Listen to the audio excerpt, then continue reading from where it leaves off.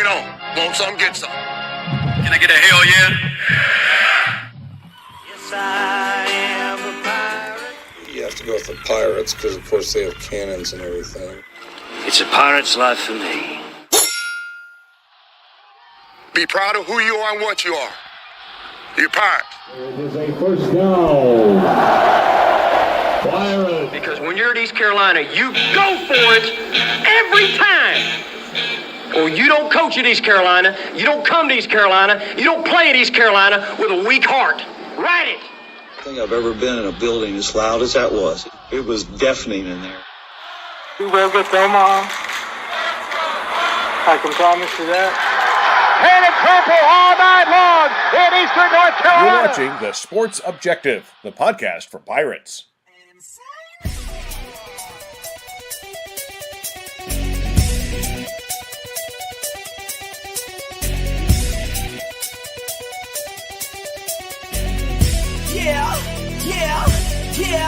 Yeah. My heart is purple and gold. I'm a pirate down to my soul. And I don't back down not at all. Find out when the cannons explode. All right, welcome in to TSO Sunday Night as we're giving you the sports objective. And it is the podcast for the Pirates and Bird Dawgs. We'll see if we can talk about that. We've got Kyle from LaGrange Barber. What's up, man? What's going on, Dave? Yeah, it's good to be here tonight. Talking a little Bird Dog baseball. We'll touch on the Pirates at the end of the show, some Pirate news, but we'll talk about the Bird Dogs tonight. And glad to have them in Eastern North Carolina. Glad to keep minor league baseball, even if it's at the independent level here in the Kinston area. Yep, and we have Coach Paul Hill, Division III national champion in baseball, the pitcher, 2008. No, okay, 19. Many years ago. Hey, how y'all doing? Chris, glad you came on, brother. Our meeting the other day, and Landis and I thought went very well, and I just want you to tell all the great things that are happening over there in Bird Dog Country in Kinston later on. Thank you. No doubt. And we have, speaking of the Frontier League, we have an alum of the Frontier League, Landis Wilson. And we'll talk about that. But Landis played in the Frontier League, Chris. Yeah. And he also is rocking a really cool avocado hat, right? Yeah, right now it looks like he's trying to audition for the Savannah Bananas. Yeah. It's a new team called the Avocados. Okay. Sounds good to me. We had the Avocados 2 years ago with the Down East Bird Dawgs. Yeah. Yeah, so I guess you can. You're a couple years behind, but you'll catch up, Landis. Sorry, welcome in, Chris. I know that we're glad to have you here, and I know you're the director of marketing, promotions, and fan experience. So, first of all, tell everybody a little bit of what that means. We have an idea on the show, but for people that are listening and watching, let them know. Yeah. I don't even know what it means. Let's be honest, right? From what I understand, I guess that's a long title, right? But the nickname that I get is, director of fun. Let's put it that way. So, no, we have a lot of fun stuff. Get to put together the promotion schedule, work with the interns and the teams, and a lot of player relations stuff, and then just making sure the fan experience. I think that sums it up too. Is just how can we make these ball games entertaining outside of just the baseball aspect. Let's make it a fun experience for everybody, not just families. But if you have nothing to do on a Wednesday night or a Saturday night, just go out to a Bird Dogs game, have a cold beer, and just enjoy yourself. I think Landis is already ahead of that. I think he with a hat on. We're going to talk a lot about the Bird Dogs, but just briefly. Talk about your background. I was reading your bio a little bit. It says you're from Eastern PA. You always had ties in the Wilmington area because of family. Said you did a lot of work for the American Cancer Society, the American Red Cross, et cetera. How did that transition into a career in baseball? Yeah, no, thank you.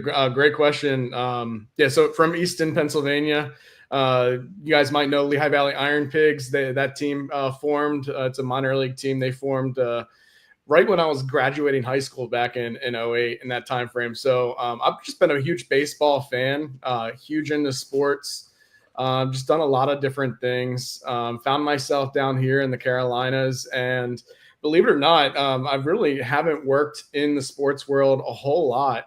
I found myself last year looking to just do some fun stuff in the sports world emceeing. And I actually took a job with the Holly Springs Salamanders in the Coastal Plain League out in Raleigh, where I met Sherry Massengill, who's the GM for the Bird Dawgs now. And Sherry was the GM out there with the Salamanders and emceed all their games last summer. Had a blast doing it. And then Sherry got the nod from the ownership group when they announced the Bird Dawgs, and she gave me a call and said, "Hey, you want to start up a baseball team?" I was like, "Sure, where?" "Kinston." And I was like, "Where?" So, Kinston has become a second home for me now. I love the area. I love the communities and just getting to know more of North Carolina. Like you guys said, I've had ties to Wilmington for most of my life. My father lives down there. So I've been visiting Wilmington and Eastern Carolina for a long time. But really the last 5 years since I moved to North Carolina, I've been outside of Raleigh, spent about 2 years up in Elizabeth City. But yeah, I just getting to know more and more of the state and just learning the history of baseball, especially in the Kinston area and the Greenville and all that. It's just blown my mind these last couple months as I've gotten acclimated into the area. So thanks for having me on and thanks for welcoming me to the community. Chris, Elizabeth City and Kinston, you're hitting all the hot spots. You talk about not having a big background in sports. What has been the biggest challenge?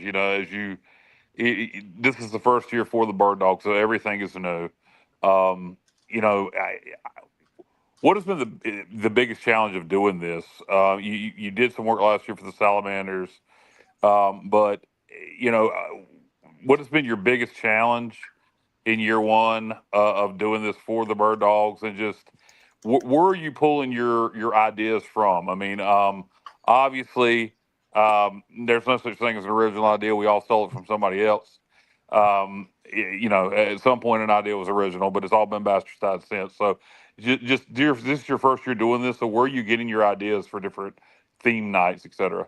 Yeah, and that's a great question. And honestly, I think it all comes down to that fan experience. Those two words right there again. I think to answer the first part, the biggest challenge has really just been we've literally built everything from scratch. I mean, if you guys were at Granger Stadium last year, you saw how much branding there was for the Wood Ducks, how much stuff had to get upgraded, up to date, from new netting to, the team deciding to not source out for the food services, but really doing it all in-house with our awesome menu boards and food and the stuff we can bring. Really, it all comes down to how can we customize the ballpark experience and the baseball to the community. And for me, I look at it as I have a background in marketing. I've been doing, I've been a spokesperson in emceeing events my entire career for a lot of different nonprofits. But for me, I wanted to take the fan, the baseball fan, the sports fan, and make that what I'm implementing and what me and my team are trying to implement for the Bird Dawgs games. And I think just taking that experience, like when I'm sitting down and putting the script together for the silly on-field promo activities or first pitches or things like that you don't really think a whole lot about. For me, when I'm sitting down and doing that, I'm not thinking of the corporate side. I'm not thinking about the team side. I'm thinking about, as a fan, what would I want to see? What would I enjoy? What would I sit back and laugh at? What would I just think is outrageously crazy? What's a fun idea that we can just make happen that is going to entertain some people? And there's a line, right? I like to get as close to that line as we can get without obviously taking away from the sport we love, baseball, as much as possible. But for me, that's the challenge has just been learning the community, learning everything that we're doing, but then having fun and implementing everything that we can think of that's just pure entertainment, and then taking that feedback from everybody, taking the feedback from the fans, taking the feedback from the players, taking the feedback from the coaches, staff, community partners, sponsors, all that, but most importantly, fans, and course correcting every game. And that's why we want to hear the feedback. It's not always going to be great, but we listen and we make changes. And I think this has been a true this first half of the season. I think we had a lot of things that we had to fix. Got a lot of hiccups. But all in all, I think we are a very responsive team. We listen, we take action, and every game we want to improve and make the experience all good. So that's a long answer, but there's a lot that we can talk about right here and there. Chris, I have a very quick follow-up, and then I'll shut up, Dave, and let somebody else talk for a while. But I do have something I want to bring up, being you are the director of marketing. I have an idea for you. And I'm sure you get so sick of people pitching you ideas, but you got to realize this idea is coming from Kyle from LaGrange. So what is our closest, when I say our, I mean the Bird Dogs, what is our closest home game to August 28th? It's going to be our last home game, which is Sunday, I believe the 24th, because the team is away the last week of the season. So the season wraps up the end of August. So our last home game will be Sunday. I think it's the 23rd or 24th. So Saturday, August 23rd, we have a home game, correct? No, the 24th is a Sunday. My kids go back to school on the Monday. Yeah, I know that's their last home game. But so yeah, our last we have a 6-game home stint. So it's going to be a Tuesday through a Sunday, last 6-game series at home. Okay, so Saturday, August 23rd. Do you have a theme yet for that night? We probably do. Change it. I'm telling you right now, you want to pack the place? Listen to me. East Carolina versus NC State is August 28th in football. East Carolina, NC State night. Encourage everybody the Saturday night before the Thursday night football game between ECU and NC State to wear East Carolina and NC State gear. ECU versus NC State night, August 23rd. I'm telling you, moneymaker. Thank me later. I tell you what, if there's a house divided, that might not be a good ride home, man. I'm just telling you. The wife that's NC State, the husband's East Carolina, or vice versa. I'm just telling you that you're gonna have Pirate fans trying to show out EC State. I'm just telling you. Hey, I like it. I'm not going to forget that one, and I don't want to burst your bubble. You're not the first one to suggest that. So, well, you know, as I said, no idea is original. And I got one that hasn't been suggested. How about the sports objective TSO night? You have Coach Hill pitching to Landis. I will go against anybody. Chris, put me on the map. I'll be there. I don't know. It sounds like I'm going to have to talk to legal and get some really heavy-duty waivers involved with that. There you go. Our lawyers will talk to your lawyers. Okay, I got it. I'm just kidding. Yeah, exactly.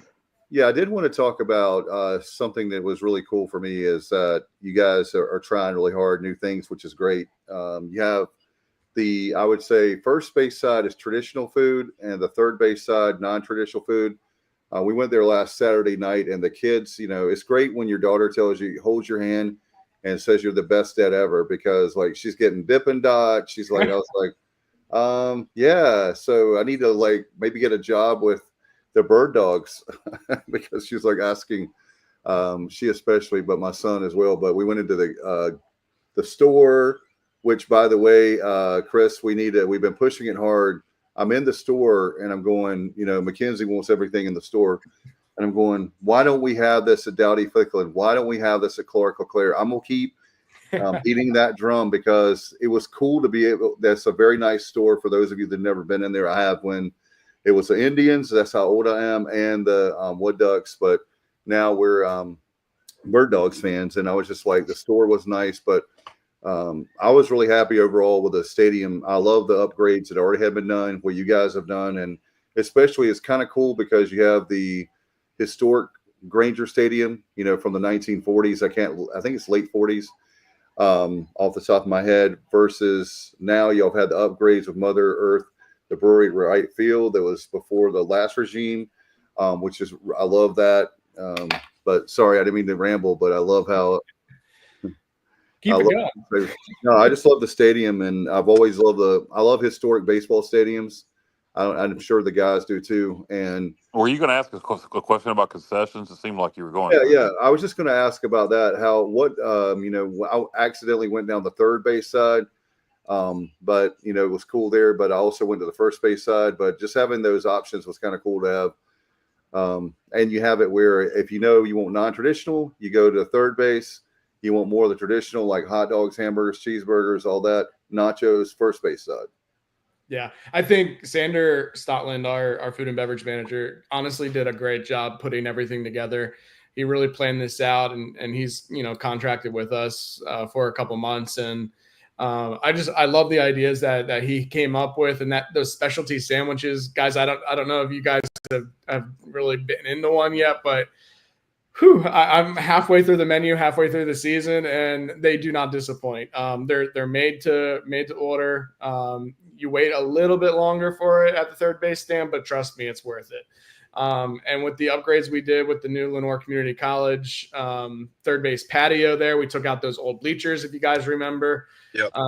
Put the new patio with the sunshades over top of it, some high top tables. It's just a fun place. I honestly don't think I'm asked, probably the number one question I'm asked from folks is, where's my favorite spot in the Granger Stadium?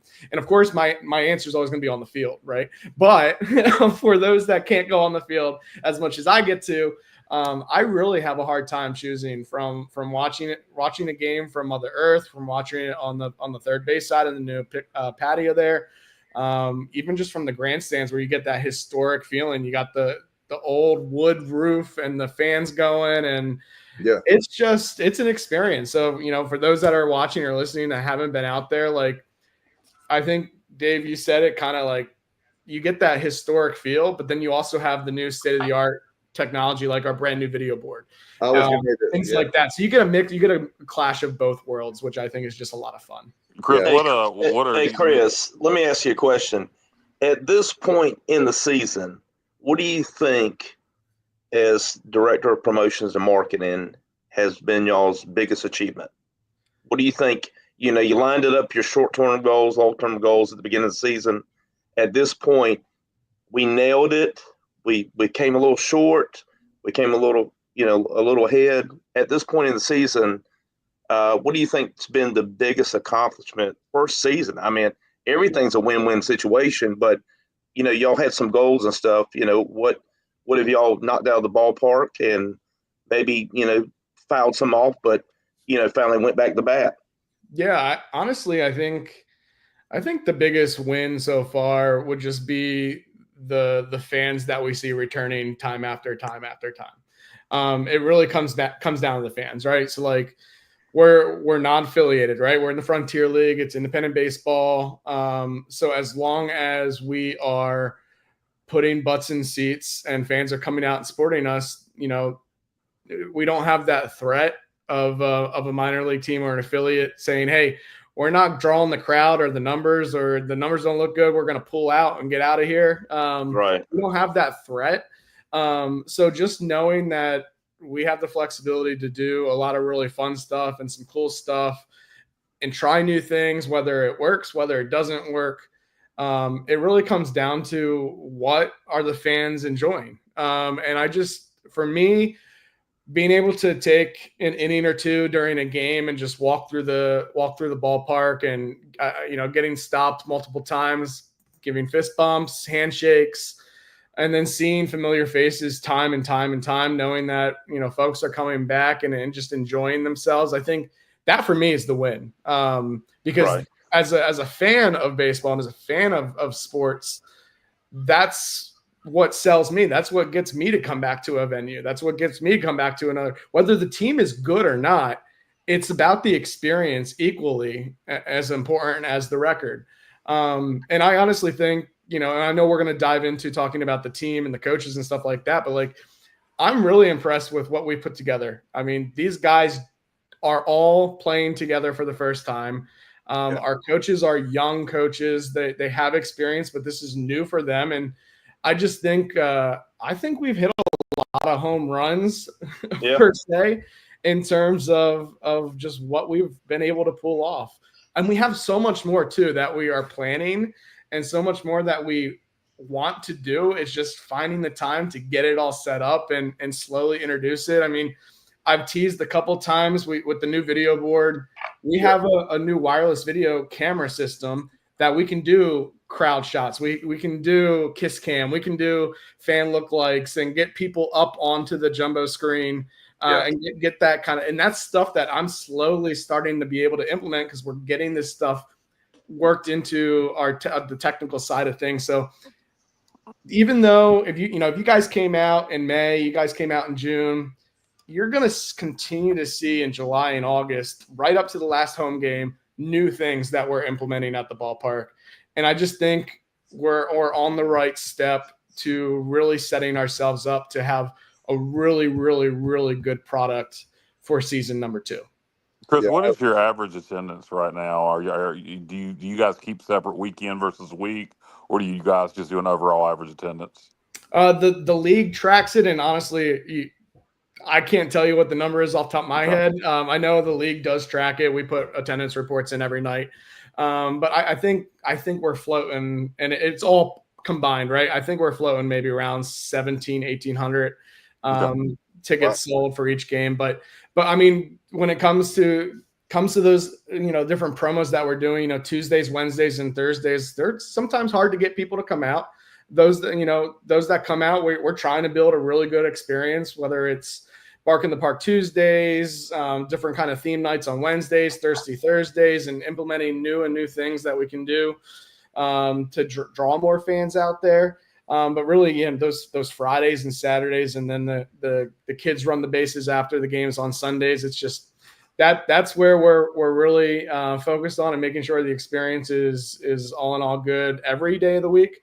But we're definitely putting some new plans together and some updated plans on how we can make every single game something that somebody wants to come out to. Yeah, I was going to say, by the way, 2 stories real quick. One, I was there, and one, I was not there.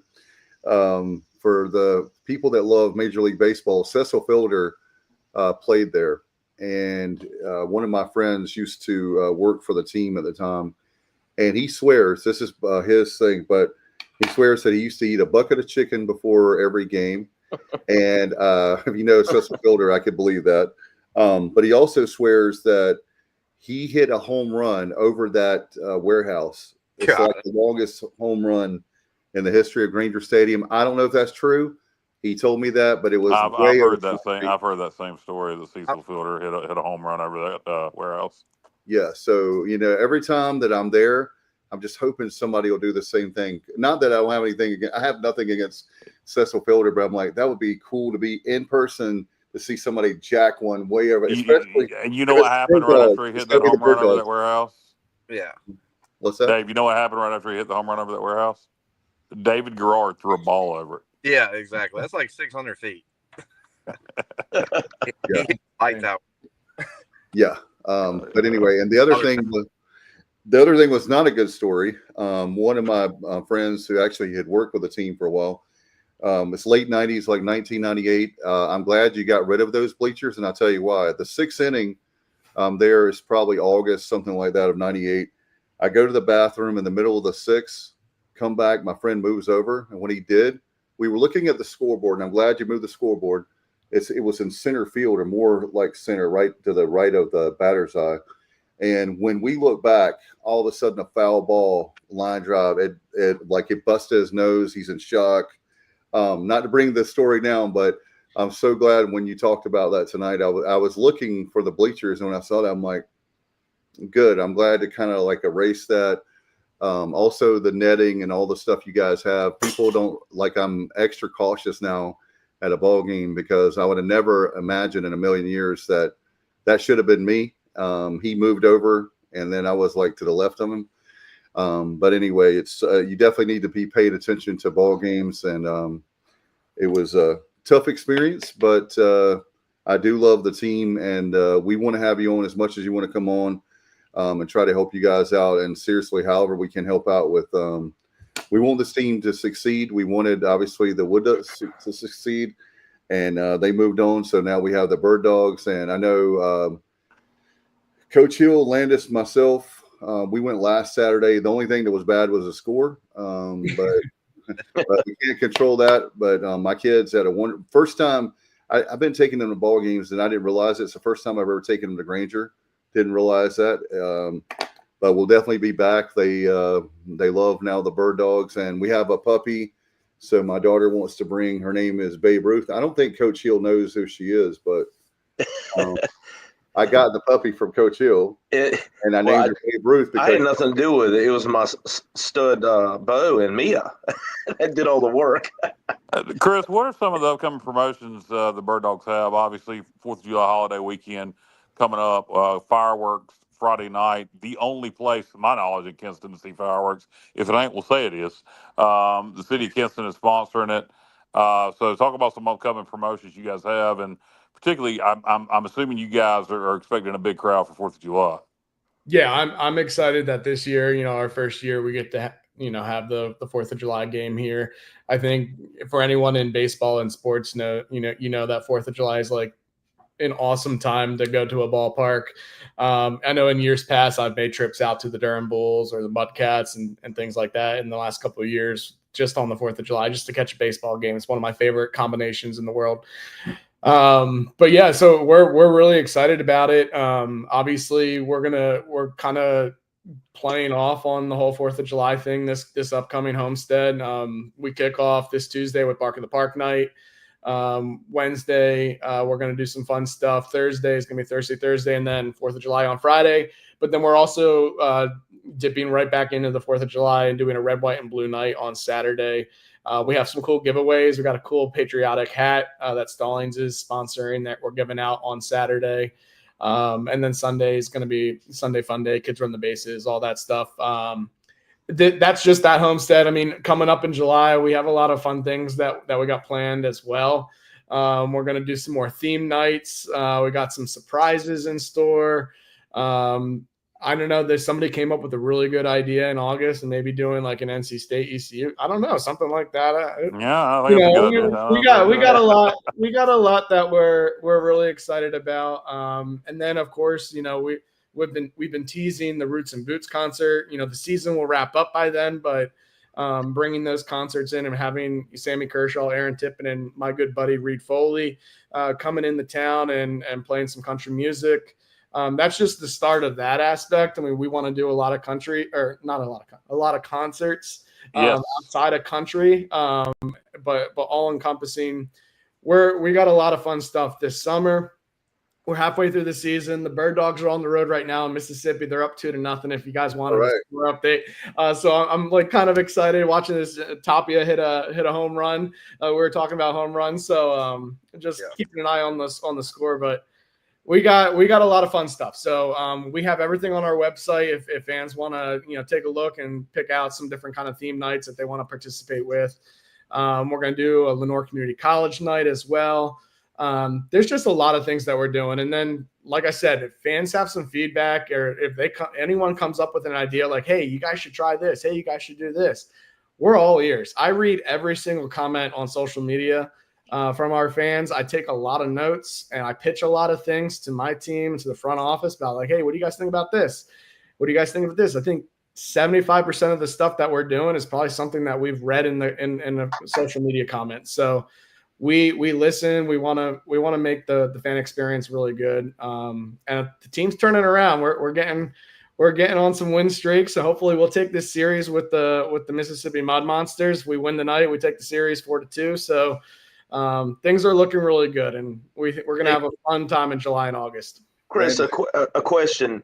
Something that I played at Granger Stadium. I've been there with the Kinstons, the Wood Ducks, and now you guys, the Bird Dogs. Very grateful you guys are there. We want baseball here. Yeah. I'm a history buff. I think it would help out for some of the old timers. I'm an old timer, but old timers. Of some of the greats that have played there, a wall of like Cecil Fielder, Richie the Kinston Indians. I was blessed and thankful. The 1989 national champions, we played there against the Kinston Indians, and we lost 1-0.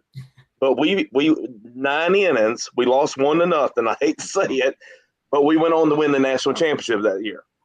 But some cool things like that, some history out there, because as you said, Eastern North Carolina, some of the greatest ball players of all time have come out of Eastern North Carolina, in the state of North Carolina. Do y'all have any plans for banners or anything like that at the stadium? Yeah, Good idea, Coach. That's been on my list since day one. I mean, when I came on board, when Sherry brought me on board, and Bill Ellis and the ownership group back in October, and I was just hearing all these stories left and right about baseball in Kinston, baseball at Granger, baseball in Eastern Carolina. I was just like, wow, how do we showcase this? I mean, we could literally open up a museum at Granger Stadium and to talk about the history and things like that. I definitely have a lot of plans for that. Obviously, our biggest goal for year one was getting everything rebranded. Right. Understood. So that was our main focus was, getting the water tower repainted, getting all the wood duck stuff taken down, putting the new bird dog stuff up. And I mean, it took us a couple months to develop the full logo suite too. Of how it looks great, man. Look, that neon sign in your office. Yeah. Have fun with that, with the logo, and then what we can do, and that is definitely something I want to see happen. I think that's going to be made a priority this offseason, is to at least start to trickle some stuff out like that. We have a lot of spots in the stadium. If you guys know from being there. There's a lot of areas that we can do some fun stuff like that. But I want to make kind of like a walkway. My vision is kind of have like a walkway, whether it's outside or in the tunnels or something like that, where you kind of just walking down the timeline, the history of Granger Stadium from when it first opened, what teams have gone through there, what players have gone through there, highlights of not just baseball, but other events and things like that have happened. Right. We get in the Frontier League, which is what is really cool, is I've had a lot of opportunities to talk with fans that are traveling to see their kids play or see their family members play from the visiting teams. And a lot of these people have never been to Kinston. They've never been to Granger Stadium, and they're blown away. They just have so many questions. And I think half those questions could get answered by putting something together like that and telling more about the story and the history of it. But fans are really blown away, just like I was when I came on board with the history and all that. So, yeah. Well, let me know, because all the history that I know is right here. It's going to cost you. Okay. We'll come up with something. I'm messing. Those are really good ideas. A Granger Stadium Hall of Fame would be a cool idea. Oh, absolutely. We're going to talk more about baseball and really get in on what the Frontier League is, and talk about this year's team here in a second. But you mentioned the Roots and Boots tour. Sammy Kershaw, Aaron Tippin coming to Granger Stadium September 19th, Friday night before the BYU game, for all our Pirate fans that are traveling in from outside of the area. You can get your tickets Down East Bird Dawgs.com, and I believe DownEastBirdDawgs.com. You can get your tickets there. You got a 90s country night coming up in August, I believe. Also, yep. I'm assuming there could probably be some tickets giveaway at that night. I would think it would be smart. So, whose idea was that? Your idea to do the concert, Chris? I love the idea of 90s country. Doing a 90s country concert. How are ticket sales going? First of all, whose idea was that? How are ticket sales going? And what are the expectations? I mean, Granger Stadium, I don't know what the setup's going to be for the concert, but in the stands. Yeah, no, a great question. I wish I could take credit for all the cool things that we do, but I can't. But one of the things when the ownership group brought the team on board, one of the things that we knew we wanted to do, and we made it a priority, was to have outside of baseball events like concerts and things like that. So this was kind of something that we've been working on planning and putting together. We wanted to get that first concert under our belt right after the season wrapped up. We have more things that we're working on as well, for maybe some stuff this fall as well that we're going to announce, but definitely some stuff into the spring and then next summer as well, where when the team's traveling, we can still continue to do concerts and other things like that. But yeah, I mean, it's the Roots and Boots. I mean, I love 90s country. I love all country. I love all music per se, but I think it's just, it fits right into kind of what a lot of people in the local community like to listen to. These are, Sammy Kershaw, Aaron Tippin, they're two huge acts. And then Reed Foley, he's a North Carolina boy down in Nashville, trying to make a name for himself. I became really good friends with him last year. I met him in Holly Springs, and I wanted to help him out and bring his talent to Kinston, so y'all could experience somebody that I think is going to be a future country star real soon. So it's kind of get that old 90s country, but then some of that fun new stuff and the new country, but the old aspect to them. So it's going to be a good show. The way it's looking logistically for those that are kind of curious, we are putting stage is going to probably be around second base. So we'll have the infield area that people can go down and get tickets for on field. That'd be like standing area. Website says you can bring blankets and towels. Yeah, you can bring blankets, things like that. No chairs, nothing like that. But it'll be like that concert experience where you're right down there, kind of like an amphitheater you would have. And then we got the boxes. We had that opened up for our season ticket holders. We kept that first week when we launched ticket sales to allow our season ticket holders the opportunity to purchase their boxes or their box seats. But that time has passed. So now everything's on the table that's available. So you can get some seats in the boxes. You can get seats in the grandstands. You get those field passes, things like that. So we're going to come up with some there's a pre-concert picnic package that we're putting together as well. Like there's a lot of really cool things that we're doing with this concert. And like I said, we're learning. So this is really kind of what we're watching and seeing how we put this together. What can we do in the future to make it better? What's working this time around? So all in all, I think we're just really excited about it. How many tickets are available? What's the setup? Oh, we've sold a couple hundred tickets right off the get-go. So tickets are still available. There's still, I believe, a good variety of options for tickets, from some of those box seat options to field passes, things like that. But the closer we get, and I know we're going to do a big radio push with WRNS and some of our other partners on it coming up real soon. So I'd say if you haven't gotten your ticket yet, I would not wait till after the 4th of July. I'd get them now, get those good seats set up and mark that date off on your calendar. And hopefully we'll have a really fun, good time. And hopefully this concert will keep all the hurricanes away from the Carolinas as well. Yeah, you mentioned that being near. That's my biggest fear. Good God. Yeah, that's a good point. What you didn't? Maybe you misunderstood the question.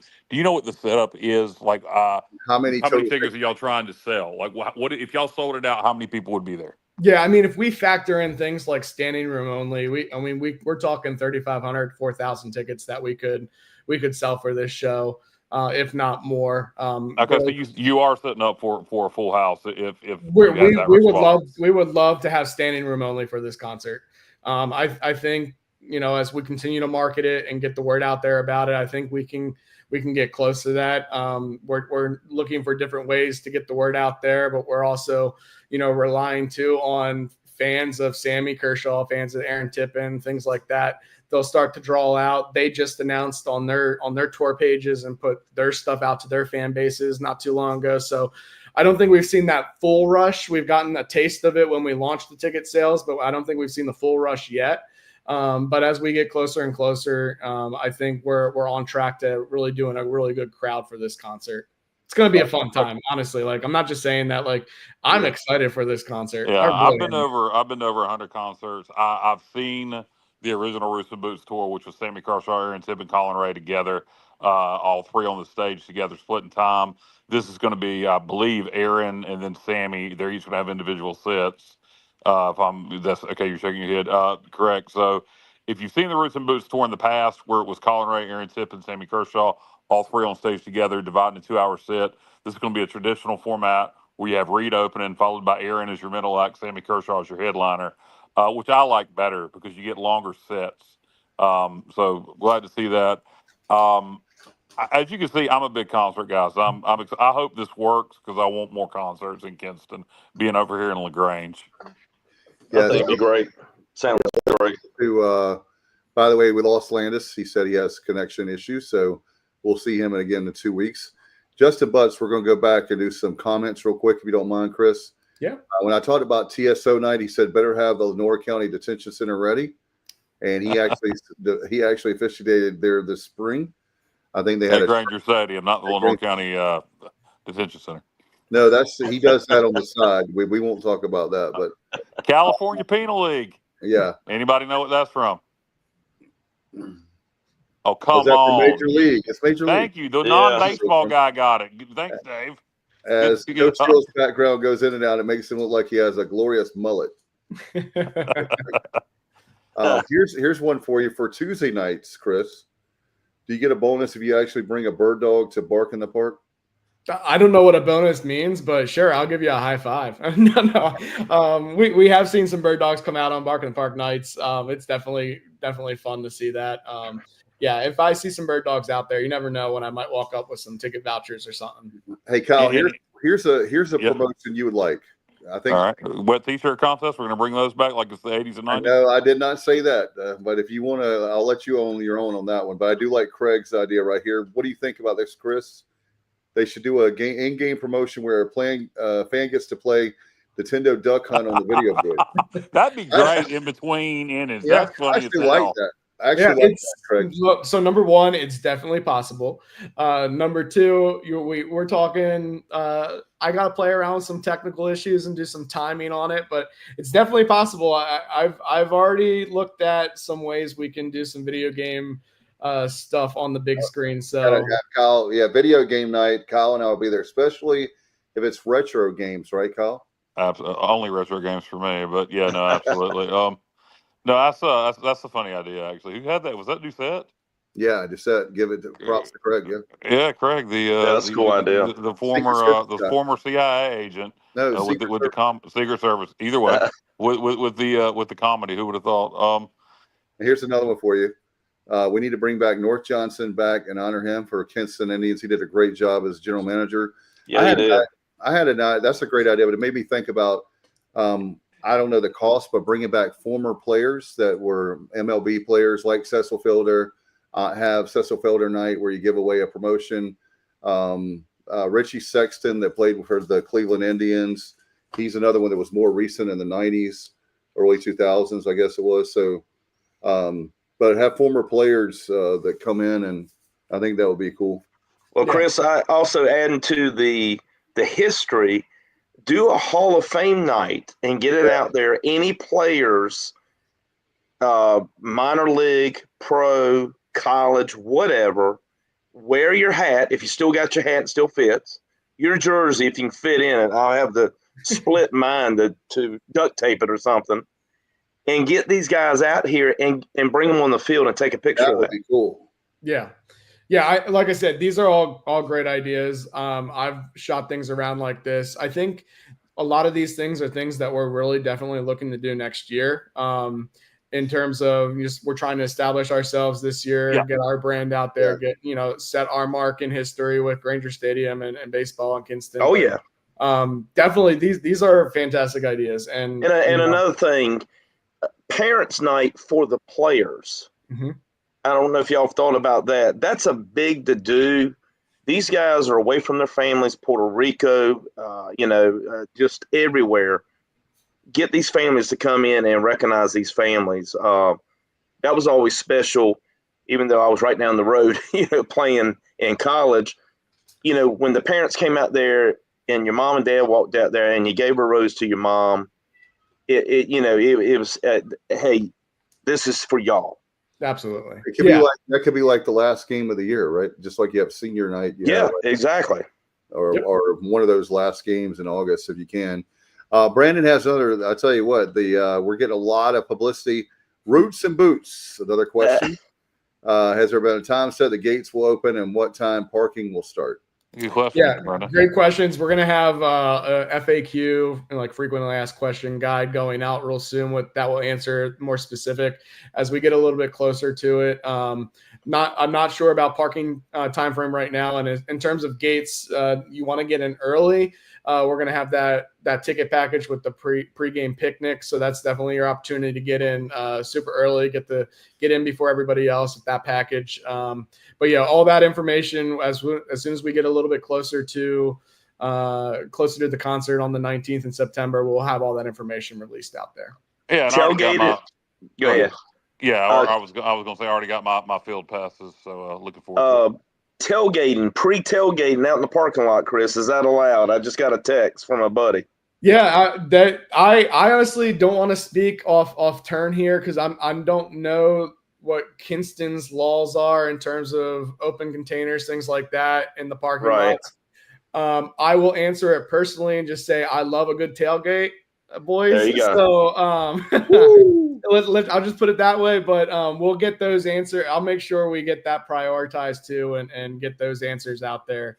But I don't want to answer that incorrectly. Well, we all want it to be a great night. Have fun. Yeah. Enjoy yourself. Enjoy yourself. Have some have fun. drinks and whatnot. But I was getting texts from my phone. Yeah, and in some places we'll decide, hey, if you allow tailgating in the parking lot, they won't buy more drinks, and they'll buy less alcohol when they get in. Right. That's not true. The more you drink, the more you drink. That is very true. Here's the way I feel about it. The people that are going to drink, they're going to drink probably in the car. Like the more you drink, the more you drink, the more you drink. That's right. That's what Mr. Blake Shelton. Right? Correct. Yeah. That's his song. So as we promised, Chris, as we've tried to do your job for you and give you ideas and promote concerts, that's a good thing. We're helping out with the concert promotion. By the way, if you want to promote it every week, just let us know. But anyway, the Frontier League, as Major League Baseball, consolidated back in 2020, cut out several rounds of the MLB draft. A lot of teams went away. A lot of rookie league teams, a lot of single A teams went to the wayside. So Major League Baseball chose four independent leagues that became partner leagues. By the way, I love pretty much everything I see released from the Bird Dogs says MLB partner league. That is so simple but so smart. Yeah. And huge, very huge. Yes. So talk about that for people that don't know what an MLB partner league is and what that means. I think if I was going to, people are going to ask what the Bird Dogs were. I say it's equivalent to single A ball. Maybe low A to high A. You got, I'll let you tell it. I was about to tell it. You go ahead and tell people what exactly it means to play, Frontier League, independent baseball with an MLB partner league. Yeah. So number one, I think it's great that we are MLB partner league. Being with these other leagues too, and having that classification allows us to really bring in strong talent. It opens up networking, and for us and for these players, it's all about getting them developed and getting them identified and putting themselves out there. So you kind of said it in the intro there to that question per se, but it's just like minor league baseball. The only thing that's missing from it is the words minor league baseball, right? But I think we can all, being sports and baseball fans, we can tell times are drastically changing in baseball and what minor league baseball is, and what independent ball used to be to what it is now. Like they're almost slowly kind of merging together in a certain sense. For me as a fan, because like I said, I like to look at everything in the perspective of a fan before front office, because that's just who I am. But for me as a fan, I look at it as honestly a really good opportunity, because we aren't governed per se by that 100 million page rule book that the MLB would have for affiliate teams and things like that. So we have that flexibility. We have that fun flexibility, just kind of like, hey, let's try this tonight. Hey, let's do this tonight. Let's do this. And we don't necessarily have to go through red tape. And I don't want to say that in a bad way, but it does allow us as an independent club and as a professional baseball team to still provide our fans professional baseball. And these are professional athletes that are trying to get recognized, and will hopefully a lot of them will get that call and get signed by a team and make their careers playing baseball. But for us as an organization, it gives us that flexibility to do a lot of cool and fun things. And that kind of goes back. I said this earlier on the show. For me, it's you lose that risk, right? You lose that risk of, hey, the numbers aren't there. Let's pull out a Kinston. And I think there was a lot of people that were Wood Duck fans or Kinstonian fans that have been through this ringer before, right? They had their baseball team, that they were loyal to it. but the numbers weren't there. And for whatever reason, teams packed up, folded up, and moved away. And that's the big difference. And I hear our owners talk about it. I talk about this a lot. As long as the community continues to support the team and come out to the ballpark and support these events, support during the season from May to August by coming to the ball games, as long as the community supports us, we're going to continue to support the community, and baseball is not going to go anywhere because there's not that entity above our ownership group that can be like, you know what, it's not working there. Let's go somewhere else and find the money, or let's go somewhere else and find the numbers. That's not the case. So that's the big aspect right there. But when it comes to the players and the talent on the field, it's wonderful. I mean, these guys are going out there. They want their stats to be good. They want to hit those home runs. They're trying to do everything they can. They're giving 110% because that's and the point I want to make. I don't mean to cut you off, Chris, but I'm going to tag on a point that you're making. These guys, if it wasn't for Major League Baseball consolidation, these guys would have been. Some of them were drafted, but they would be playing affiliate ball. If this was 2019, they'd be playing affiliate ball. These are the best of the best that aren't playing affiliate ball, and their goal is to play affiliate ball. They're trying to, just like when you're in single A, you're trying to move up to double A. These guys are trying to get picked up by a Major League Baseball organization to go play double A, triple A, single A ball for a affiliated team. So it is unaffiliated minor league baseball, and these are these are the best of the best that aren't signed to an affiliated franchise. And like I say, they would be if it wasn't for the consolidation. Right. Yep. I have some more things real quick. Matt says, on low attendance weekday nights, get some food trucks in your parking lot. Agree. Yeah, you never know. Yeah. This is one for me, selfish, because Coach Hill and I are baseball nerds. Maybe Kyle would come too. I think he would. Bird Dawgs hot stove leave night. The other team, the last team, used to do that, and I'm hoping y'all will do that. I can say that has been talked about quite a bit. So I think more information is going to be coming out on that soon. Yeah. Well, I will tell you this: not only the hot stove, but also I mentioned to you when we talked to you, Chris, Coach George Whitfield, legend. And he's out there. And we saw him behind home plate at the College World Series. I took a picture. Yeah, his plaque is right there as you're walking in. Yep. He's another one, but there's a lot of guys that we were talking about when you have by the way, Chris, I saw on your bio, Coach, maybe we can make this work, but Chris's favorite player growing up, Mark McGwire. Yep. Well, we'll talk about it off the set. I've got something you may be excited that we can incorporate the Bird Dawgs in December. I'll leave it to there. All right. Let me give some context though to Mark McGwire. The reason I was a little boy, and I think he was rehabbing with the Trenton Thunder in New Jersey, or he was doing something.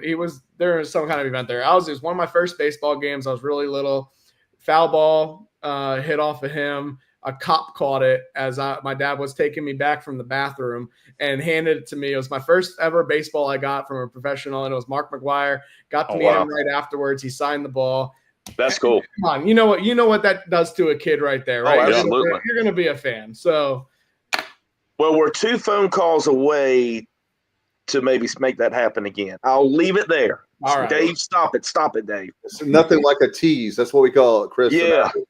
A good tease. Thank you, Coach. Yes, we will be remiss talking about all these players from the past and then Frontier League Baseball, and this is primarily ECU podcast. We haven't talked about Danny Beal. How's Danny doing? Yeah. Pitching for the Bird Dawgs. Obviously, ECU ties.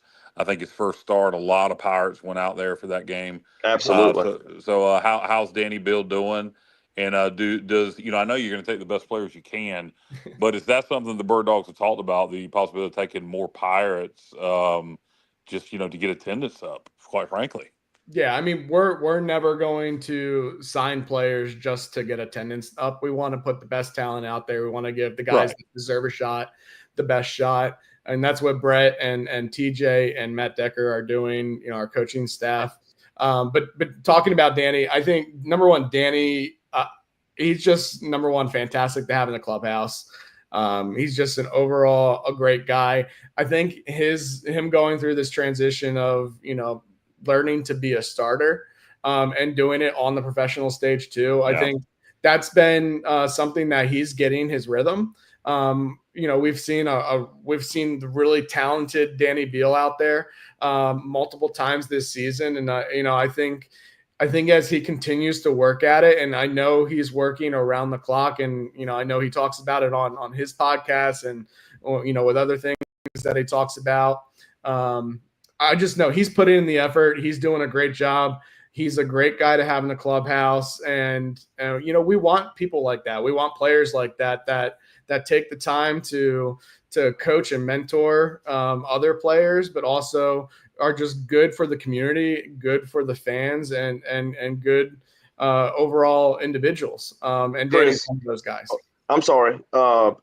When the guys get finished in August, what are their plans? I mean, do they go play in Mexico? Do they go play in Japan? What are they allowed to do in this new venture? I mean, because what are they allowed to do? What do y'all set up for them to do, or do they do it on their own? Yeah, this is it's different for me, and I'm learning a lot about how the Frontier League kind of handles this.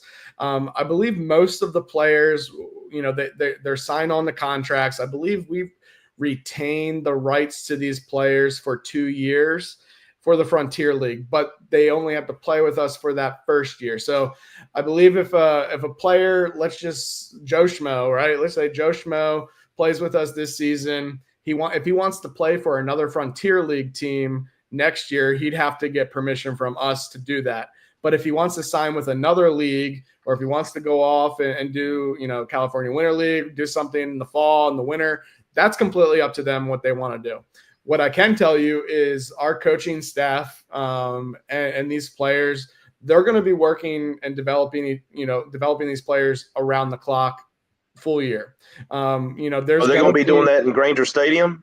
I know that most likely this will be stuff where, they're in constant communication. It's not going to be, physically in Kinston or anything like that once the season wraps up. But it's the communication aspect. It's the coaching. These coaches are going to coach these guys year round. We're going to continue to, hopefully we bring a good amount of these guys back next year. I really think we have some really good talent on there. But then again, I'm also going to be selfish and say I want to see a bunch of these guys get signed and not finish out the season with us, because I want to see them go play affiliate ball and make that next level in their careers. I think that'd be great for them as players and individuals and all that. But so they have the right to go do what they want to do in the off season. And I know the coaches will support that, and the front office will support that as well. We want them to continue to do what they need to do to get recognized and develop themselves. That's first and foremost, is these players need to do what they got to do to develop themselves and play good baseball. So if they're all out doing that in the offseason, they come back a better player, that's just good for us. So. Now, what about the coaching staff? Do they take a break? Do they recruit, or how's that done? I know it's a little bit different. Do they go, some of the assistant coaches go and head coach in Mexico for 2 months or something, come on back? I mean, there's a lot of different things out there. Yeah, the coaching staff, they can go do kind of like the players too. They can do what they want to do in the off season, whether it's heading back heading back home and coaching, or whatever their day job is during the off season. Right. Who knows? They might be selling auto insurance. I don't know. But no, they can do a white walls. Yeah. They can be doing whatever they want to do. But what I know, knowing TJ and Brett and Matt, they were working on this team and building this team since October, November, when we brought Brett on, and Brett brought TJ and Matt on. They were building this team. They were recruiting year round. Are they technically on staff in the offseason? Not necessarily, but they know what's got to be done. And Brett, but you're working. Yeah, they're working, right? And Brett comes from a baseball family. His dad, managed in big leagues for a long time. he knows how the game works. He knows what you got to pump into it. And, this is his first time managing professional baseball in the end and field manager role. So I think he's done a great job. I think the coaching staff's done a great job. I think, being very close to 500 our first year with a group of guys that are just meeting each other for the first time. I don't think we could ask for a better coaching staff or set of guys in the clubhouse playing the game. Yeah. Chris, I had one more thing I wanted to say, and then we'll let you promo some stuff here and plug the website, Facebook, all that, and let you go. But, two things. One, local ownership is something you get with independent baseball. So the McRaes are back involved, who had a huge involvement with the Kinston Indians back in the day. People don't know who the McRaes are, Cam McRae, and then that's Bojangles locally. And so a lot of involvement there from him. I know they're all of Eastern North Carolina, they own your Bojangles. So I know there are other owners, but he's the primary. So just having him back involved, I think that had a lot of buy-in from locals, people my age and older. I'm 44, so people, that are my age and older understand the legacy there that goes back to the Kinston Indians. So just wanted to mention that. It's good to have them back involved and have local ownership, and Bill Ellis and some of the other people. Yeah. And then the other point I wanted to make, I don't know if this is possible, and I guarantee you this has been brought up. You probably can smell what I'm about to ask. Is it possible to do a Kinston Indian night and have throwback jerseys? It's been talked about quite a bit. Let's just say it's on the top of my list for something we want to look at for next season for sure. Okay. I was wondering about that. The throwback jerseys are definitely. Is that something also you could sell? We would have to look into the legality of rights and ownership and all that kind of stuff. But I think there's definitely a way we can play with it. And K-Tribe. Yep. They were known as the K-Tribe. So. All right. And Jeff has a personal question for you. We can't make out the name of the school in your diplomas. You're a proud alum of what? A proud alum. Well, Jeff, those are ones I just printed out to make this podcast look really good with some. No, I'm just kidding. That's great. I'm a proud alum of Mansfield University. It's up in Pennsylvania. It's actually about 45 minutes away from Williamsport, which Little League World Series is played. So I got to see that all 4 years. But yeah, I went to Mansfield University of Pennsylvania. Got my undergraduate in communications, broadcasting, and then got my master's in organizational leadership. So I'm a proud Mountie, not West Virginia, but proud Mansfield Mountie. And thanks for letting me give them a shout out. They're going to be happy about that. That's right. Maybe they'll bring tuition down, maybe a little bit. I know my kids have got to face that in a handful of years, but let's see. Johnny Gardner says Albert Bell, or if you can read it in Johnny Gardner's voice. You can do it. I can't do Johnny like you. All right, I'm gonna do this is an inside joke only for people that know Johnny Gardner. We love he's a friend of the show. Albert Bell. Wait, let me start over. Albert Bell, or if you call him any name, Jim Tomey. Ron Guidry. He's naming off the former Ron Guidry. These are all who played at for the Indians, or I guess they could be. You could also have people that played because I'll tell you why. Anybody except on the diamond. Here's why. Yeah. Because I grew up a Durham Bulls fan. I'm originally from Durham, and when I was pulling for Durham, they were horrible. Late 70s, early 80s. But by the late 80s, you had Bull Durham, the movie, of course, and then the Braves went on a great run. But those Braves teams, the Durham Bulls teams, played in Granger. So there's a lot of Braves there. I'm not a Braves fan, but I got to give them props where it's due. And, like the Carolina League, that was what was hard for me when I remember when Chipper Jones was a Durham Bull. Late 90s? Early 90s. Early 90s, okay. Yeah. But I remember he was there. There was other Braves guys I remember played there. Dave Justice played there. Yeah. Dave, you remember the flying burrito at the Durham Bulls. It was a burrito about yay big. It was like a foot long for $5. I absolutely love the Durham Athletic Park, where Bull Durham was, and where the Bulls used to. Not that there's anything wrong with DBAP. I did have a question for you, Chris, as far as, are you still there? It looks like, are you in No, deep? Chris is here. Chris is here. Dave had a question. It's like in deep, mine is. Chris, can you hear us? He's frozen. Chris is gone. Yeah. Chris like, said he was supposed to be done at 9 o'clock. He's out of here. Dave, you put a tattoo on my forehead. Yeah, I'm trying to make you look better. Mike Tyson. Yeah, well, I don't know. We're going to pay you to advertise the show, man. We're going to right there. Well, here, there you go. Right there. How's that? Yeah. See, look. Is that better? Yeah. Yeah. We'll give Chris a minute to come back. You want to get a tattoo on that? Then that way they say, well, what is TSO? And you can. It's a nice. I'll just say this is it. Yeah. We'll give Chris a minute to come back, but in the meantime, I'm gonna plug his stuff like Fibby was here. Is DownEastBirdDawgs.com, DownEastBirdDawgs.com, and that is dogs with a W. It is Down East Bird Dawgs on Facebook, Down East Bird Dawgs on Twitter. Again, dogs with a W. And I don't know. I got it right there, Dave. And I'm sorry, Kyle. I'm having fun. There you go. There you go, Chris. I was plugging the Bird Dogs. What is your personal social media if people want to follow you on Twitter, etc., or X? I guess it's called now. I don't even know I don't know what my personal social media is. I have an Instagram. It's like Kristoph, KRISTOPHHHHH. I don't know. It goes on. So nobody needs to follow me. All I do is post pictures of our director of marketing, Blizzard, my dog, and selfies of me drinking a cold beer. So that's by the way, that content. So Down East Bird Dawgs on X, and like I said, DownEastBirdDawgs.com and Down East Bird Dawgs on Facebook, and that is dogs with a W.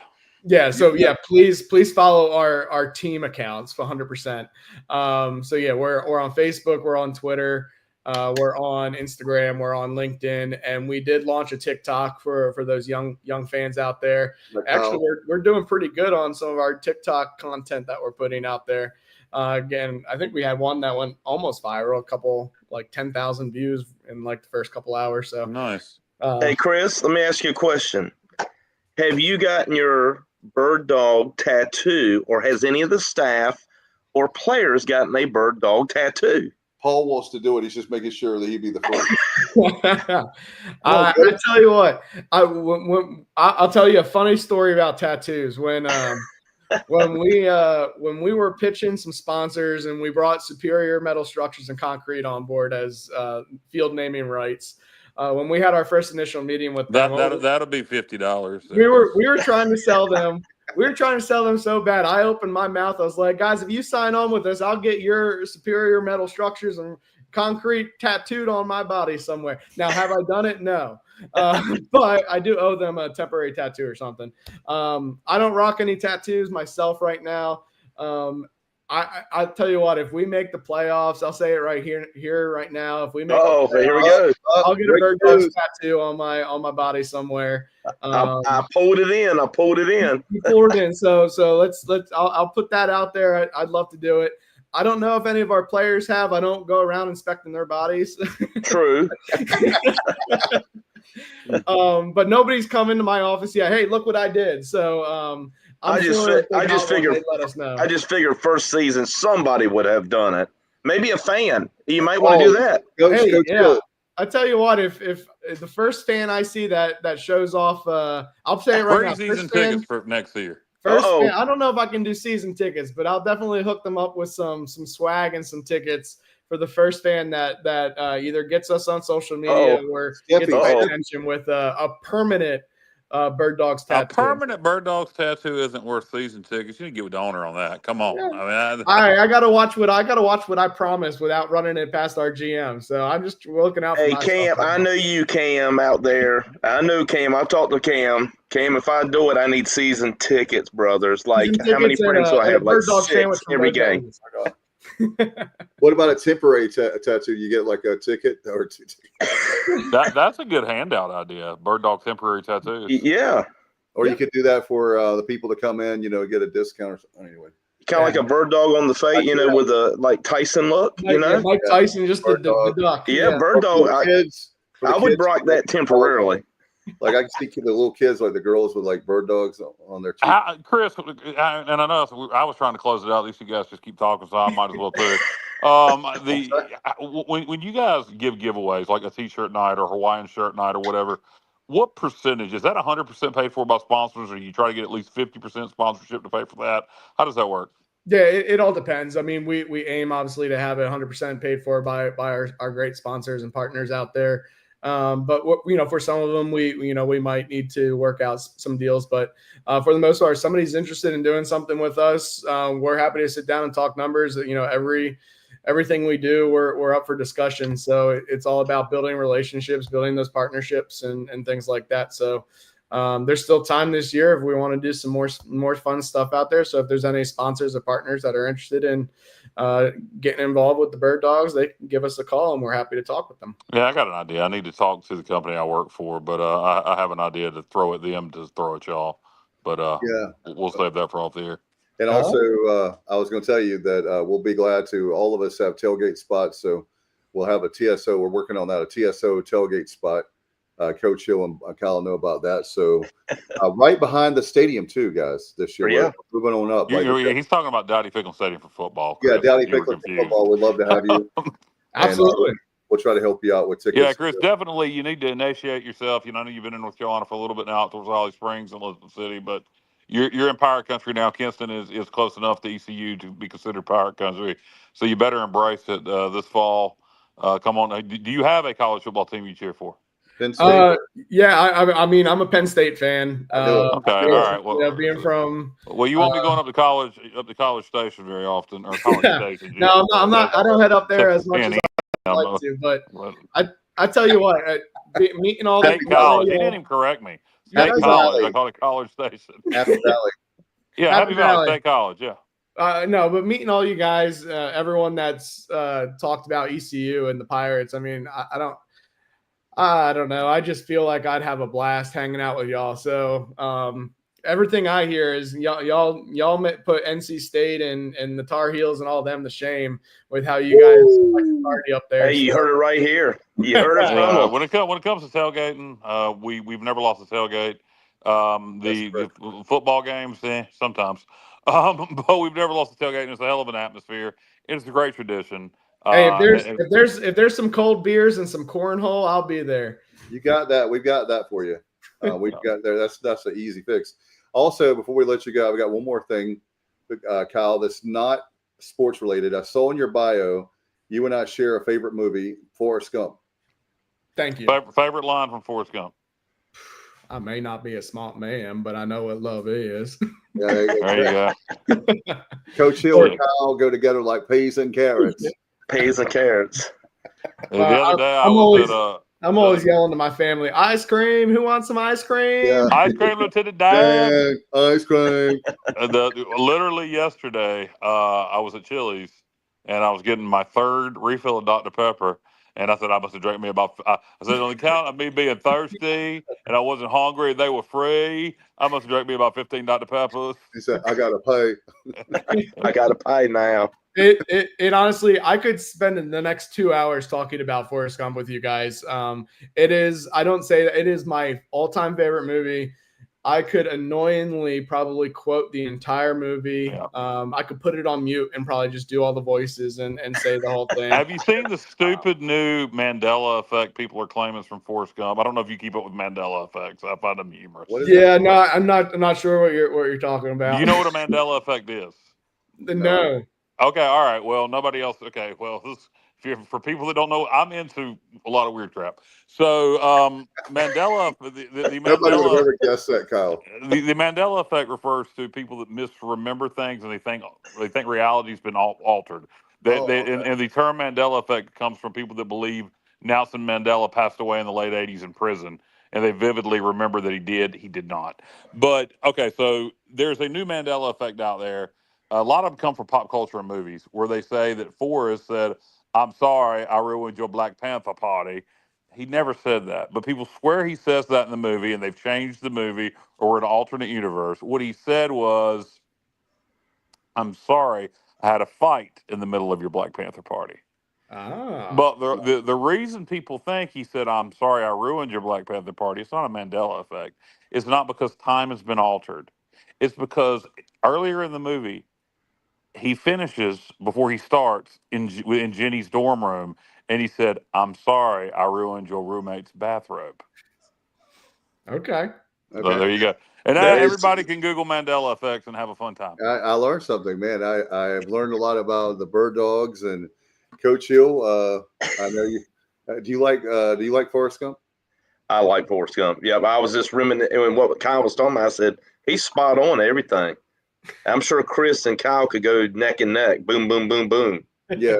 Have you gone to the different? There's some fans that have gone to different locations across the country, like the Santa Monica Pier. You know, the actual Greenbow, Alabama, is in South Carolina. Yep. Right. And the plantation, or not the plantation. Listen to me. The house where Forrest grew up. Part of that movie was actually filmed at the running scene was actually filmed at Grandfather Mountain. That's correct. Yeah, on the bend, the turn. Yeah, they had they were. If you ever get a chance, what is the name of that movie? I mean, the movie there. Netflix has a great show. Oh my gosh, the documentaries. Anyway, it'll come to me in a minute. But anyway, they have one on Forrest Gump, and they talked about how, like, budget wise. I mean, it was. It's very fascinating. I did watch it again. It's been a while since I've seen it, but basically, spoiler alert if you don't want to hear it. You have the house where he grew up, and then Vietnam was a field right there.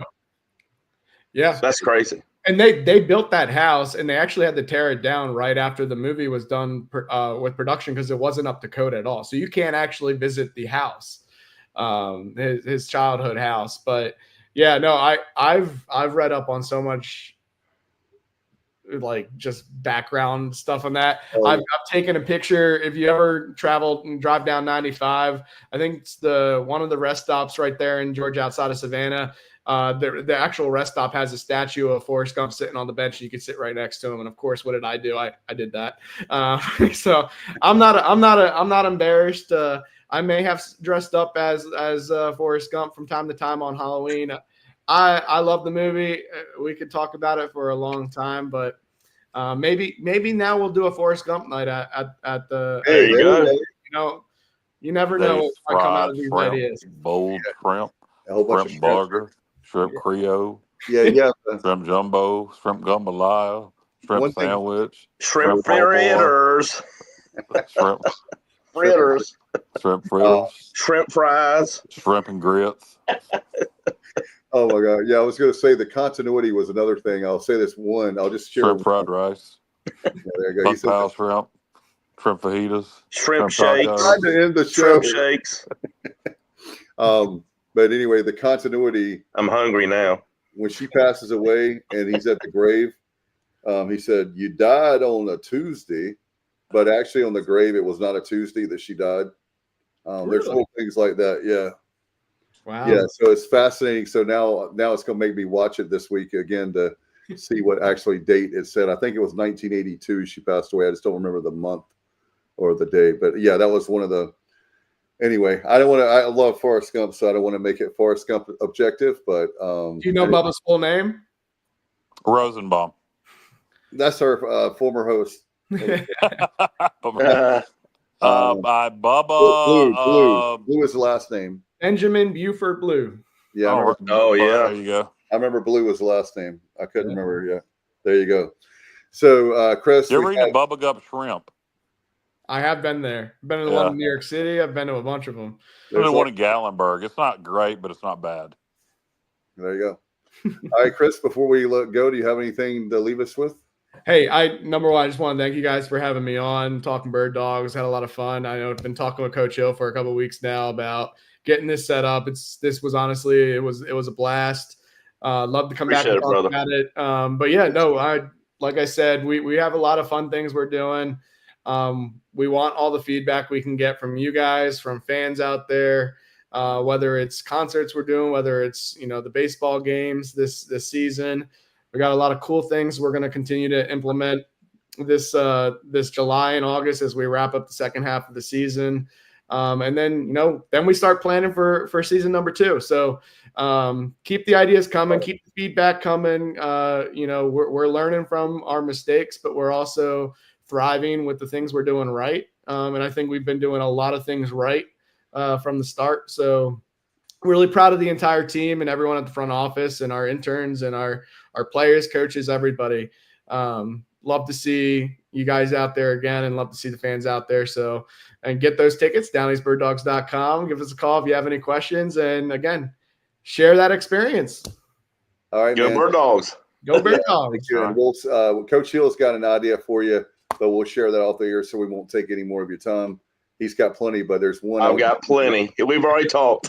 All right, Chris, thank you so much, man. We'll get out of here. Kyle, do you have anything quickly? Are we closing the show out completely, or are we just letting Chris go? If you got some more stuff, we can just let Chris go. I didn't know what. Yeah, we got some house cleaning notes, ECU related. Okay. All right, Chris, thank you so much. Appreciate you, buddy. Thank you, brother. See you again soon. Ice cream. All right. Oh, here we go. I got to go back to promote. Yeah, I got to figure that out. Hold on a second. Go ahead. That's all right. Hey, I got it right there. Look. So while Dave's he's gonna try to move the lug off Paul's head. No, he's there. Well, wait a minute. Here we go. For those watching live. Right, I know. I'll try. Yeah. There. No. There you go. Look at that. Why don't you just move him and put us all three together? I'm just looking over it. Look at it. That's cool right there. Anyway, the stuff I wanted to touch on. If you are a member of Team Boneyard or the 23 Club, I want to talk about that. You need to go ahead and stop your payments. They're going away as of tomorrow. There you go. There you go. Leave it alone. Oh, Lord. Team 23 Club, Team Boneyard is going away as of tomorrow.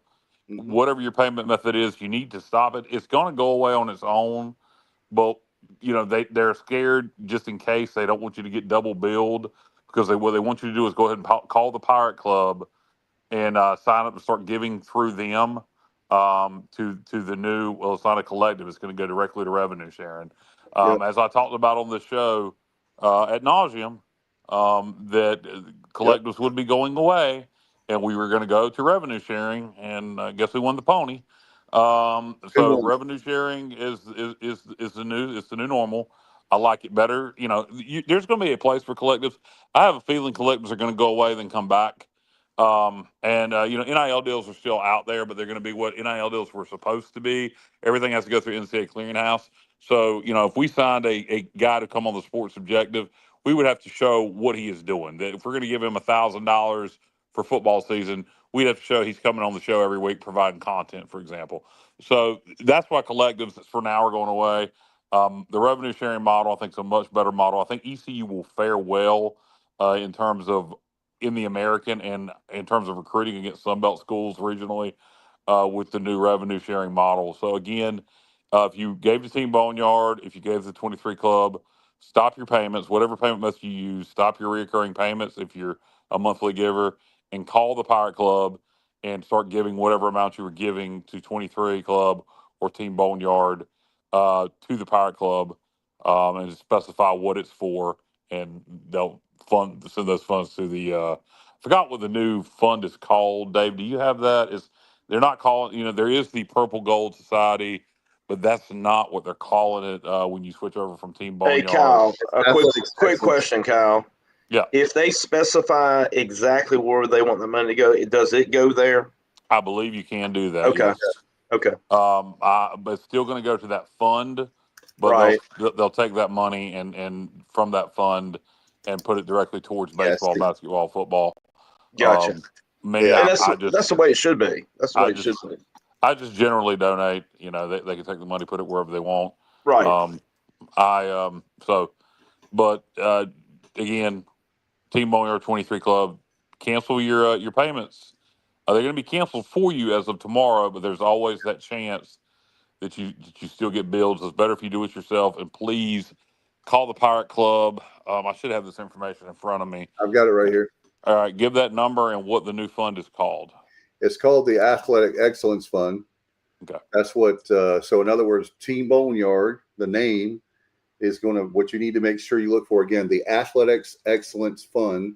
And what's the number for the Pirate Club? That would be, let's see, 252-737-4540. And they are encouraging you to call. I don't guess they have it set up yet to do that online, so they're encouraging you to call. So they're going to be answering a lot of phone calls, I hope. I did it Friday. Had a nice 15-minute conversation with Ryan Robinson. So you need to get that done. It's a new era of giving, and as Gilbert has said it nauseam, and I agree with John. And God knows we will be critical of John Gilbert. We have in the past. We will continue to be. It is our job, as I see it, to do that. But I will say I agree with him 100% in recent interviews that all money going forward is going to go to paying student athletes, and by winning, we will then generate the money to build facilities and make upgrades. And that is the model I said we should go to in 21. And when NIL became a thing, I said we need to quit asking people to give to the Pirate Club and tell them to give the NIL. Now with revenue sharing, that is going to be the model. Gilbert has said it at nauseum now. The focus is going to be to pay players, and by paying players, we are going to get quality student athletes, which will equal winning, and then the revenue from winning will be what we use to build facilities, make upgrades, et cetera. 20 and the cap is 20 million, right, Kyle? A little over 20 million. Yeah, 21, we're almost 21 million. That's not what we're going to be at. Gilbert would not say the number publicly, but he said we would be in the top 3 to 4 in the American. Right. So my thing is, let's work, Coach. Let's work on that. You love to win. Kyle and I love to win. Let's be number 1 in the American. Let's start there. Let's have a goal, a realistic goal. Yeah. We can easily do that. And the other thing is, when you look at those, we talk about those numbers again, 21 million. By the way, Kyle, Patrick Johnson had, I'm trying to think of the sports journalist, investigative journalist from WRAL last week, to give him credit. But North Carolina is, instead of doing the 75% to football, they're doing 65%, and they're giving the extra money to guess what sport, guys?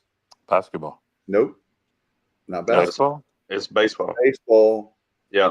So that's what we have to compete against. We need to be real. Well, to be fair, Gilbert said that was that those numbers that came out with it, the 75% of football, were not accurate. He said it's close, but it's not accurate. So right. we could be 65% off. Also, that's pretty close to 75%. I hope so, because the way it works right now is you have 75% to football, 10%. Dave, I'll tell you why that's not such a bad thing. And revenue's revenue, right? So if 65% of what, 75% of what? If you give more to football, theoretically, football is going to win. As good as baseball is, it ain't never going to touch the money football makes. Nope. So the more we win, the more money we give to football, the more likely we are to win, which increases more revenue for revenue share overall. Right. Correct. To give to baseball. So that is true. If we're giving baseball 10%, but then that 10% is a bigger piece of the pie, if the pie gets bigger because of football winning, then So theoretically, it may be more advantageous to give more to football. Basketball. Well, here's the thing, and I love basketball. I'm being fair here. Women's basketball, men's basketball, baseball is getting a very, very, very small piece of the pie. Now, I'm 25%, 25 scholarships from 11 is a huge increase. That's a big chunk of money right there. I know that, but I'm just saying I agree with that. I have no issues with that at all. But I would like to see the percentage be higher for baseball. Baseball is the one sport that we legitimately have to win a national championship. And I don't want to get off on my tangent, but I would just say we need pitching, because that's the reason why. If anybody says, why did Coastal make it? Coastal made it because they had tremendous pitching. Yes, they did. And I can yield my time to Coach Hill, but that I have to say, I have to tip my hat to him. We were there with them, but the difference was the pitching. For baseball. So my point is that you give more for baseball. I love the scholarships. That's fantastic.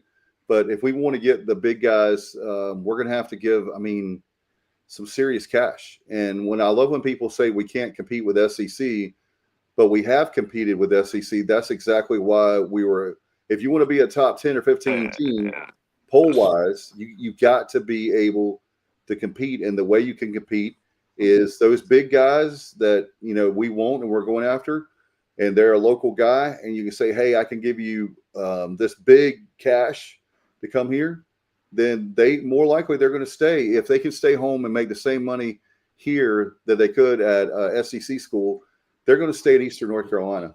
Yeah, They will. Speaking of SEC, another news note from East Carolina. Cliff Godwin. This is also baseball related. Cliff Godwin hired Mississippi State hitting coach Jake Gad. Somebody help me out here with this last name. State. Coach G. Coach Gatria. I don't know how you say his last name. Gautreau. So he tremendous hitting coach for Mississippi State, also known as a great recruiter. Mississippi State fired their head coach during the year. They had interim head coach. They still made the regionals. We may only keep him 1 year. This is a huge hire. And I think Cliff's doing well in the portal. I think with what we have coming back, the pieces we picked up in the portal, this hitting coach hire, I think we'll be back in position to compete for hosting a regional next spring. All right, Johnny. Hey, Johnny Stats is at your rescue, bro. Gautreau. Thank you, Johnny. Gautreau. There you go. Thank you. But that's a good point. I'm glad you brought that up because I want to give Cliff major kudos because that's a huge. The pitching was missing, but also I would say if I have to look at not to drag out the podcast, but Coach, one of the things you being a pitcher, consistent. About the quality at bats were not there. There were moments we saw bright spots, but the quality at bats were, to me, that and pitching were the two things that really stood out. Yep, real quick. You go back through the season. We're not going to go through the whole season, but a pitch here, a base hit here, scoring position, ball game that could have been 40 plus, regular season. No problem. We're there, guys. Like you said, hitting coach, tremendous. He knows how to win. He comes from a family down there as far as the Mississippi people. They know how to do that stuff. So Austin Knight from Ole Miss. Yeah, yep. Bring them on over here, and we'll welcome greatly. And tell us, how they do it down in SEC. Nothing against our Pirates. Our Pirates are great. We just need a little, fine tuning here and there. That's it. And get some good recruits. And like Dave and Kyle and all those been saying, we'll have this, a region and a super region again. Yeah, and we've done some good moves in the portal. Signed the second baseman from South Florida the other day. Their starting second baseman batted over 300 for the year. Yeah, really nice addition, and picked up some good pitching additions. We'll do a portal recap here in the coming weeks for baseball. But then one football note, and I am done here. But BYU starting quarterback. Oh yeah. His name is Jake. Johnny probably needs you again. Retzlaff, Retzlaff.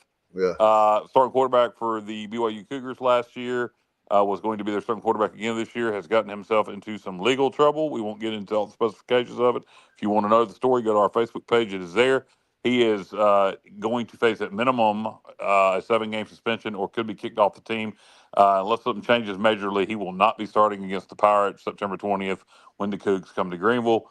That is a game where we will be at a huge disadvantage. They're going to be a preseason top 20 team, potentially top 15.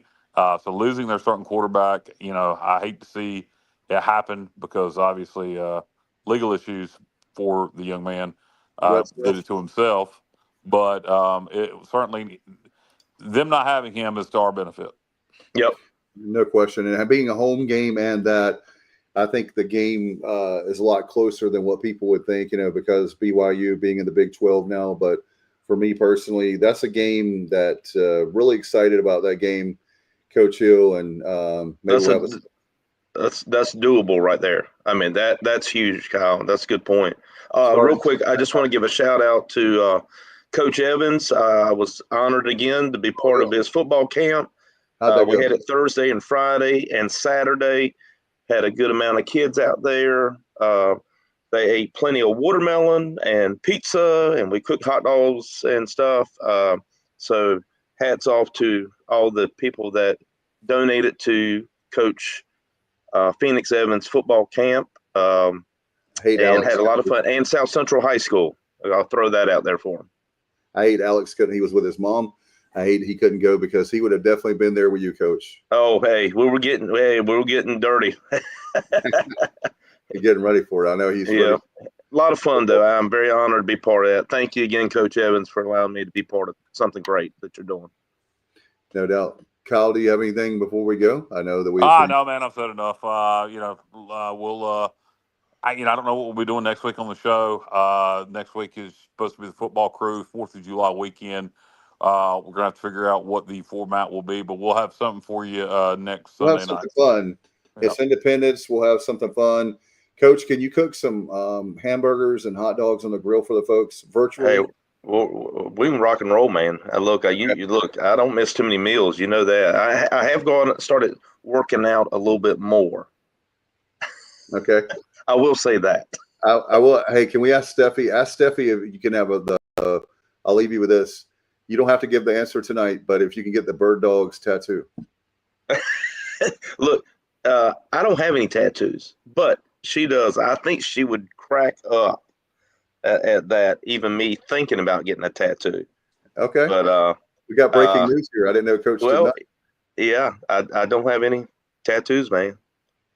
I've got one son, Trey, that doesn't have any, and Wes got 2 sleeves on both of his arms. He rocks it, though. Some people look really good with tattoos, and some people should have never gotten them.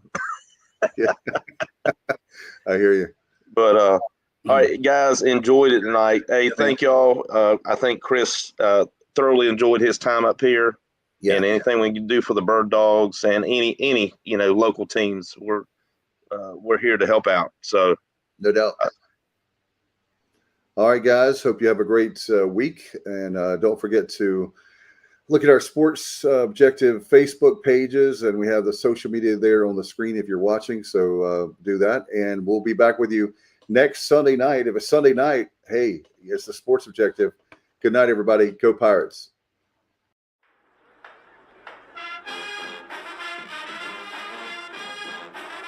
You're watching the Sports Objective, the podcast for Pirates.